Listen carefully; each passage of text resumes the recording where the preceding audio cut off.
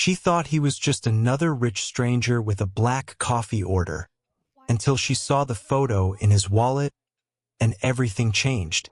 When the bell jingled to announce another customer, Danielle Cooper looked up expecting the trucker who always ordered a double coffee.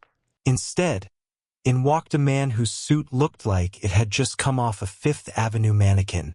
He strolled past the counter like he was signing a blank check, chose the table by the neon-washed window, and in a low voice asked for nothing but a black coffee. Danielle rang up the order, fighting back a yawn as she counted the minutes till the end of her shift. Her fatigue vanished when the stranger opened his wallet to pay. Between polished metal cards, an old photograph gleamed, the calm smile of Emma Cooper, her mother, a woman who'd worked hard all her life without ever tasting easy money. Danielle's stomach dropped. What bridge could possibly link that picture to an absurdly wealthy white man? The question pounded in her head while the espresso machine hissed, stretching out the silence. Danielle carried the cup to the table, her hands shaking. The customer's eyes, fixed on his drink, gave nothing away. Maybe he held stories Emma had never told. Maybe the answer was locked in that wallet, now shut like a safe. Danielle took a deep breath. The long dragging night had just taken a hard turn. Danielle headed back to the counter with the freshly filled mug. The man, lost in his phone, didn't even glance up. For her, that was routine. Distracted customers came through every day. But the moment he opened his wallet, a rectangle of paper slipped out, twirled through the air, and landed beside the saucer. Danielle froze. She recognized the face in the photo instantly. The same smile her mother kept in an old shoebox, tucked between decades-old letters. Her heart raced. Her fingers gripped the wooden edge for steadiness. "Who is she?" she murmured, her voice nearly choking. The question shattered the heavy silence between them. For the first time, his eyes met hers, cold, assessing, unhurried. He picked up the photo and slid it back between cards and folded bills. "You're mistaken, miss," he replied, pushing $100 bill across the table like he was closing the scene. Danielle didn't back down. Every childhood memory screamed there was no mistake. She knew every detail of that picture. She could describe it with her eyes closed. "I know what I saw," she said, keeping her hand on the tip. He sighed, smoothed the cuff of his shirt, and stood. His voice came out low and sharp. "This doesn't concern you." Even so, as he turned, Danielle noticed his fingers clenched inside his pocket, as if trying to keep a restless past from slipping out again. A distant ambulance siren was still echoing as Danielle tried to process what she'd just seen. The stranger walked out of the diner, slid into the back seat of a black sedan with the engine running, and disappeared into the night traffic. On the damp sidewalk, Danielle's heart pounded. Who was that man who'd appeared so suddenly and left without even a name? Hours later, back in her tiny apartment, the yellow kitchen light cast shadows as she sat in front of her laptop. No cards, receipts, or digital clues, only his face burned into her memory, and that deep voice echoing in her head. Danielle dove into lists of real estate tycoons, cross-checked stock market reports, and combed through profiles of high-powered philanthropists. With every click, the cursor moved but the circle tightened. Before dawn, a name lit up like a neon sign: Sebastian Henderson, CEO of Henderson Global Enterprises, a billion-dollar conglomerate with projects in several capitals. Danielle compared photos, read interviews, dug through corporate reports. There was no doubt it was him. Yet amid awards, donations, and headlines, not a single line mentioned Emma Cooper, nor any tie that would explain the photo hidden in his wallet. The silence around that name was loud, as if Henderson were guarding a secret that with every omission dared Danielle to dig deeper. Danielle's cheeks burned as the cafe doors closed behind her. The memory of the visitor's cold smile, Emma Cooper's photo dangling between his fingers, hammered nonstop. Outrage became fuel. She needed answers. Minutes later, the bus growled toward the financial district. Every stop tested her patience, but Danielle kept her eyes on the reflection of her own resolve. When she got off, she lifted her chin to face a glass tower gleaming among corporate logos. Power lived in there, and she wasn't backing down. She crossed the wide lobby, her heels tapping the marble like a metronome that muted doubt. At the desk, she leaned in far enough to make it clear this wasn't a casual request.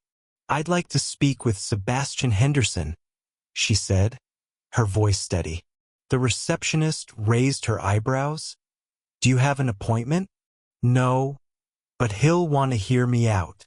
She knew that door wouldn't open out of courtesy. While the young woman typed and shook her head, Danielle mapped out routes in her mind. Hitch a ride on an elevator, pretend to be a courier, exploit a security gap. Each scenario appeared crystal clear, ready to go.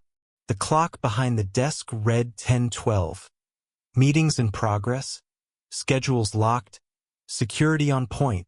None of it weighed more than her need to know why a stranger carried her mother's photo like it was a key. Danielle drew a deep breath. Her fists clenched again. The game had just begun. A young guy barely past 20 crossed the lobby in quick strides, balancing 3 hot coffees on a tray while hugging a folder to his chest. The security guard tracked him with a frown, as if waiting for something to slip in that improvised juggling act. As soon as the elevator doors opened, Danielle took a deep breath and stepped onto the executive floor of Henderson Global Enterprises. With her hands stiff at her sides, she silently repeated the name she had to say. "Henderson. He's my father," she whispered, the words barely reaching her own lips. The assistant standing in front of the main door tightened his jaw. "Mr. Henderson can't be disturbed." Danielle's chest pounded like a drum on a stormy day. "My mother was Emma Cooper," she said, her voice low but every syllable sharp. "I'm not leaving until I talk to him." The man wavered. The hallway seemed to stretch in silence, until at last the doorknob turned. Sebastian Henderson appeared in the doorway. There was no fury on his face, just a strange kind of relief. He stood still for a moment as if weighing his own shadow, then took 2 steps toward the girl. "Why are you carrying her photo?" he asked, his voice low, a mix of surprise and nostalgia. "I loved her." The ground slipped from under Danielle. She'd come for answers, but she had no shield for what she'd find. Sebastian squared his shoulders and exhaled slowly. "I loved her," he said, his voice still marked by what was left behind. "But I left. They said if I stayed, my family would fall apart, and I'd lose everything." Danielle kept her gaze steady, though her clenched fists betrayed her tension. "My mother paid that price," she whispered. Every day with him was another blow. The confession cut Sebastian like glass. He lowered his eyes, defenseless. Hours later, sorting through her mother's keepsakes, Danielle found letters hidden in a golden safe. There was also a carefully folded Caucasian rug, and on top of it all, words from the one who'd left. "For you, may this be a new beginning." The weight of that past slipped into her pocket when she placed the once-lost pendant against her chest. The next morning, the lobby of Henderson Global Enterprises felt smaller. Danielle crossed it without waiting for permission, breathing in the scent of steel and polished glass. Every step echoed the decision she'd made overnight. There were no announcements, no receptionists blocking her path. When the mirrored office door closed behind her, silence took shape, and with it, the story that still needed to be faced. The man behind the desk looked up, surprised by the resolve in her eyes. Amazingly, Sebastian raised no barriers this time. The words he'd just spoken still burned in Danielle's chest, but they wouldn't break her. After all, he'd crossed the doorway first. The room seemed to breathe with her, and for the first time, a hallway of honesty opened in the silence around them. A rough sensation rolled through her stomach. Not fear, but her heart trying to find space. Sebastian broke the stillness. Maybe there's still a little piece left between us. The offer sounded like a distant promise. Danielle held back the urge to answer. Later, my love, please, she repeated inside, weighing each syllable like stones. When she spoke, her voice was steady. I don't know if I can leave you. Not yet. Sebastian lifted his eyes, looking for something to steady him. I understand, he murmured, as if gathering his broken pieces. The air between them thickened. Questions, fears, and untold stories bubbled in Danielle's mind. But one thing surprised her: there were no tears. Yet instead, a rare pause, in which each could hear their own breathing. Without breaking that fragile truce, Danielle reached out and wrapped her fingers around the pen holder on the desk. On any other day, it would have been ordinary, but now it weighed like a decision. She gripped it not to hurt, but to remind herself she had strength in her own hands. What she did with that strength was no longer Sebastian's choice. Sebastian lifted the pendant to eye level, and for a second that seemed to freeze time, held his breath. It's okay. I'm still here, he murmured, his voice almost drowned out by the crackling fire.